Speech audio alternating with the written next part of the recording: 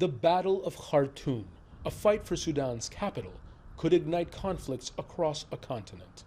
That is the view in neighboring Chad. The landlocked nation in the heart of Africa is politically fragile from its own rebellion a few years ago. So, despite tens of thousands of refugees streaming across its eastern border from Sudan, and more on the way, the real worry Chad's leaders say is maintaining national security. Comme ça, les conflits, lorsque ça dure. Once a conflict endures, it plunges a country into chaos. It leads to armed groups, the formation of factions that are uncontrollable by the state, and it also impacts the economy. If the conflict in Sudan continues, Chad will have many security problems.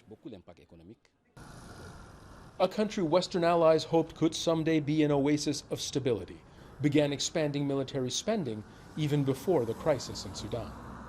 Chad really is a place that is boxed in by conflicts. Southwest, just across the river behind me, is Cameroon. Now, fighting there a few years ago displaced tens of thousands of refugees who are still here in the capital. To the north, along the border with Libya, as well as to the south in Central African Republic, are armed rebel groups that want to overthrow the current government. And to the west, along the borders with Nigeria, Niger, and again Cameroon, the armed group Boko Haram remains very active. In such a dangerous neighborhood, the government has prioritized security. But human rights groups say what was meant to be a transitional government is consolidating power. The best way to guarantee regional safety right now, analysts say, is a ceasefire in Khartoum. It's not just a fighting about Sudan. It might be a fighting that would regionalize very easily. So it's about calling the two parties to have a reading that goes beyond their own position. So they should put the future of Sudan and the future of civilians, but also the future of the world region in the core of the discussions they might be having.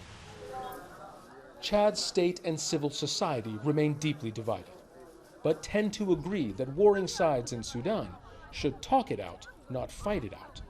Because it seems what happens in Sudan will not stay in Sudan. Zein Basravi, Al Jazeera, N'Djamena, Chad.